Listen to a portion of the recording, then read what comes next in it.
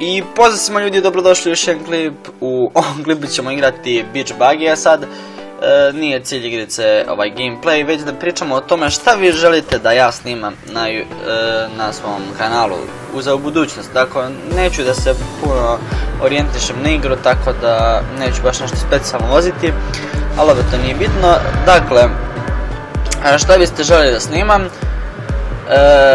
Da li želite da snimam gameplayeve, da li želite da uvedem zapravo gameplayeve na svoj kanal? Imalo je malo nešto, ali to je naravno sve malo bilo, komšije što smo snimali jednu epizodu Ager, tako da, a sad naravno ja ne planiram da svoj kanal pretvorim u kanal za gaming, tako da stavim mi neko bombu na mene, nebitno, kažem, ne želim da pretvorim kanal u gaming, i dalje će biti tehnologije, bit će tutoriala, bit će ovo ono, ali želim da uvedem ovako malo i gameplayeve, da bude raznog sadržaja na kanalu, nema za svakog po nešto, jel tako?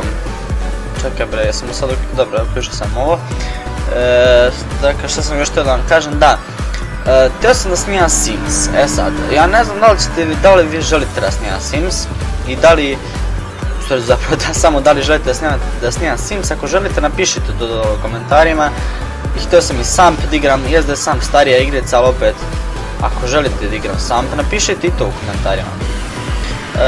Zatim,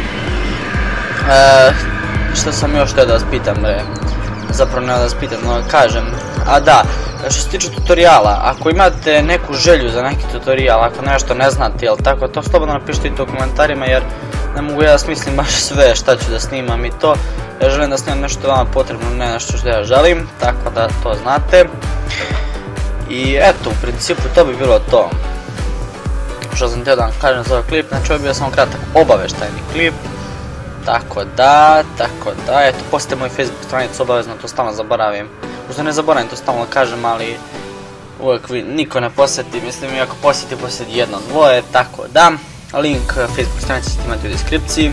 I eto ljudi, to bi bilo to, hvala što ste pogledali klip, pišite to što sam rekao u komentarima, ako imate neke predloge za neki tutorial ili neku igricu, možda ću vam ostaviti sad, u stvari zapravo ostavit ću u deskripciji moje specifikacije, tako da budete realni u tome šta želite da igram. I ja bi igrao GTA 5, ali ne može, jebi ga, nemam dovoljno jak komp, ali naravno i to u budućnosti planiram da kupim, pa ćemo da igramo nešto bolje.